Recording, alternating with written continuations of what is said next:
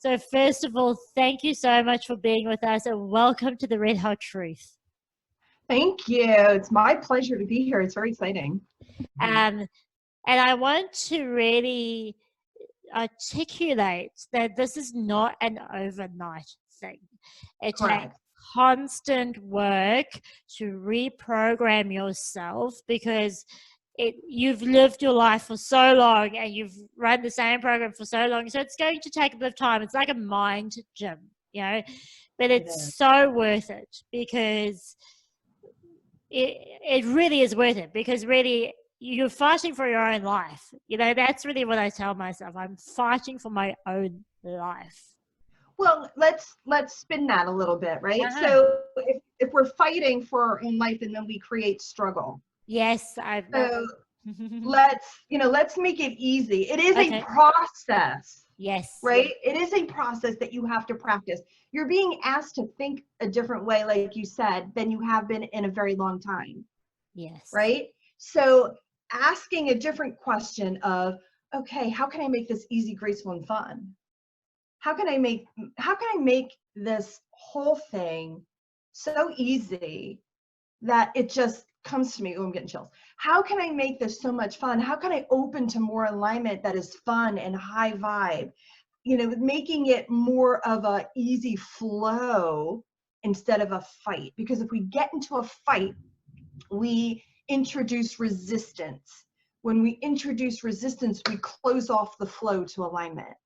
Mm-hmm. So opening and allowing opens the faucet of alignment. It makes this happen easier. And I know fight very well because that's how I started out. It was like a fight. Yeah. Why isn't this working? Yes. Well, it's not working because you think it doesn't work. Yes. So we go back and forth. But when you sit and you're like, okay, how can I make this easier? Then the universe has to respond to that question. It has to show you a way to make it easier, right? But it's also just going into the observation of your thoughts. So for example, you have a negative thought. So we could go into the story of it, the trauma of it. We can go into all of the pain of it, or we can make it easy and we can sit back and go, where did that come from?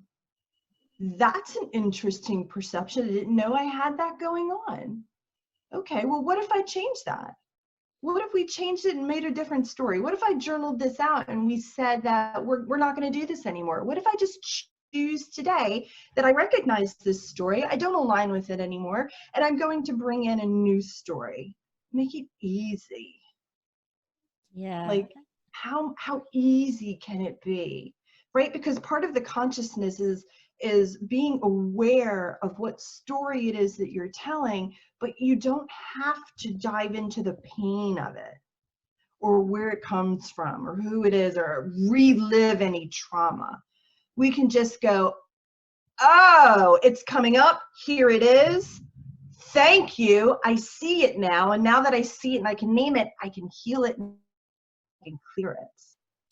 Yeah, thank you for that flag. That's really great. And it's so interesting because I studied neuro-linguistic programming, which is the language of the brain, right? And even when I said that word fight, I thought, that's not the correct word here. And it's so great that it did come out because once again, it flagged for me that I still believe it's a fight. Because I don't say things that I don't believe, right? So right. But somebody else may have needed to hear that too. No, absolutely. So I'm so glad that came up, Yeah. And I also feel that it is often presented as a fight. You have to grit and grind and struggle to get financial abundance. And you have to grit and grind and struggle to get into alignment. And you have to deep dive into the trauma of the past and clear that shit up, Yeah. That's like a pet peeve.